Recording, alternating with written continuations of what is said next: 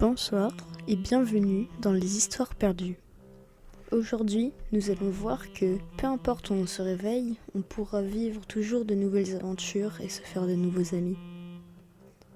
Le titre de l'histoire est « Le réveil bizarre ». Il était une fois un garçon nommé Léo, qui avait une particularité très étrange. Chaque matin, il se réveillait dans un endroit différent et improbable. Un jour, il ouvrit les yeux et se retrouva perché sur une branche d'un arbre géant au milieu d'une forêt enchantée. Les feuilles brillaient d'une lumière dorée et les oiseaux chantaient des mélodies qu'il n'avait jamais entendues auparavant.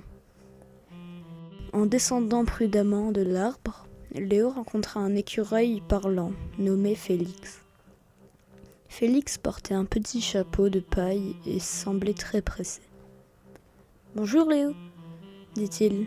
« Je suis en retard pour la grande fête des noisettes. Veux-tu m'accompagner » Curieux et sans autre plan, Léo accepta et ils traversèrent la forêt et arrivèrent à une clairière où des centaines d'animaux étaient réunis autour d'une table immense,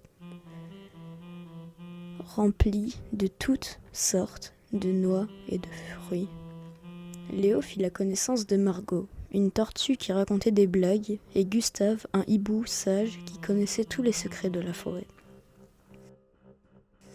Le lendemain, Léo se réveilla sur le pont d'un navire pirate en pleine mer. Le capitaine, une femme redoutable nommée Capitaine Émeraude, l'accueillit avec un sourire. « Bienvenue à bord, moussaillon. Nous cherchons un trésor caché sur une île mystérieuse. Veux-tu te joindre à nous ?» Léo, toujours avide d'aventure, accepta encore une fois.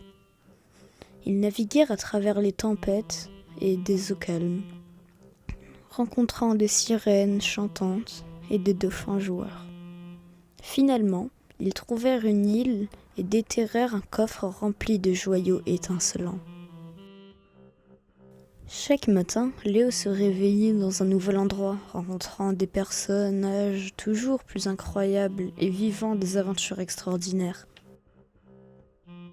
Un jour, il se retrouva dans un château de nuages où il fit la connaissance de la princesse Céleste qui lui montra comment voler parmi les étoiles.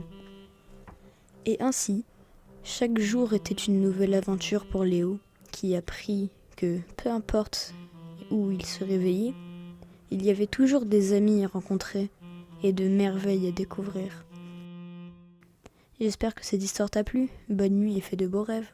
Si tu veux plus d'histoires, n'hésite pas à liker et à t'abonner. Ça nous ferait extrêmement plaisir et ça nous aiderait à continuer les histoires. Bonne nuit.